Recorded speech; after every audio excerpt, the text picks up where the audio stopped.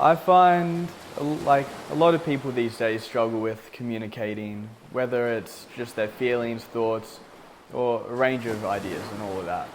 But I feel like when you have a guitar in your hand and you're singing, even though you're not singing directly to someone, it still feels like you're getting your message out there and someone's listening.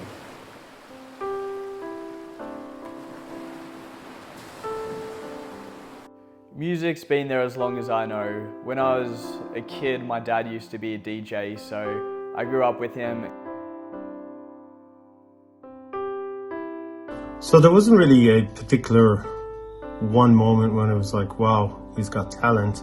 Kylan gradually just got better and better.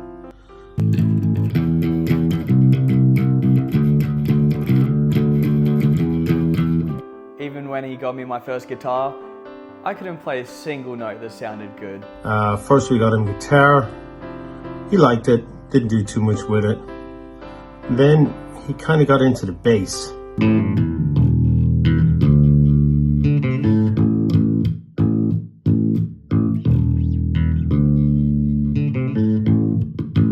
When I get asked, Kylan, what instrument do you play? Even though there's all these other instruments that I love playing and I enjoy so much, I have to tell them that I'm a bass player through and through. That is the first instrument that I fully got into, and it's just always going to be in my core. Like, there's been times where I've been crammed in a tiny room in Mount Beauty doing some drumming with my mate Dylan. Just drumming, and it doesn't even have to be for any reason, just to let out some energy. Or I went to Galway in Ireland just for the sole reason to buy a violin, which I did a term of. One of my first little wow factors with Kai, when I could see that, you know, he's got something with his music, was not as much his talent, but his ease of reading music and just being into music. I was in his room one day and he was like, yeah, look at this, and he just showed me something. He began rambling off all the writings that we were looking at, and I was like, wow, this is really cool.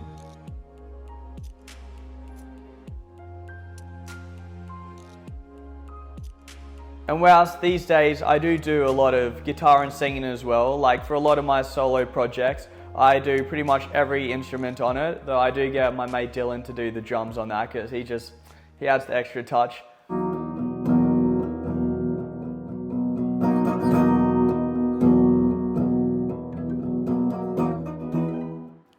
I try not to think of where my music will be in 20 years' time, because I feel like if I start doing that, I'm setting myself a goal that I have to achieve.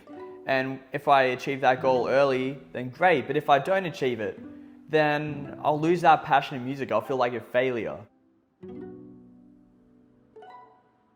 3 days before a show, when I got told by someone, they went to me and they were like, now I'm a musician, but if I was you, I would be embarrassed to call myself one.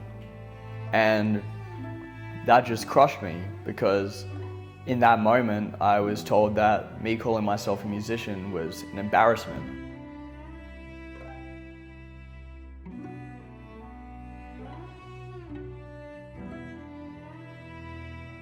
And that night, I went home, I cried, understandably. But then the next day I turned right back up and I just kept pushing myself harder. I've always struggled to always keep my music just to one genre. So when I get asked what type of music I make, I just say rock, because I know there's so many subgenres, there's hundreds of subgenres with rock. But I feel like by having that variety, it adapts to what emotions you're feeling. So sometimes I could be writing, say, like a grunge song. Sometimes I could be writing maybe Midwest emo song.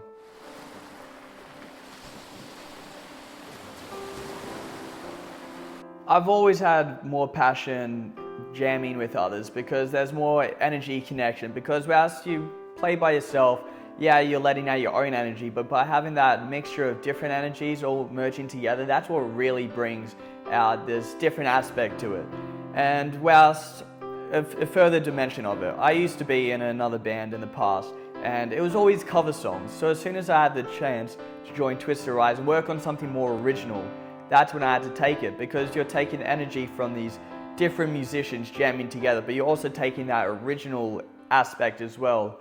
When it comes to writing and releasing an EP, an album, or even just one song as part of a band, there's so many different aspects of collaboration when it comes to this.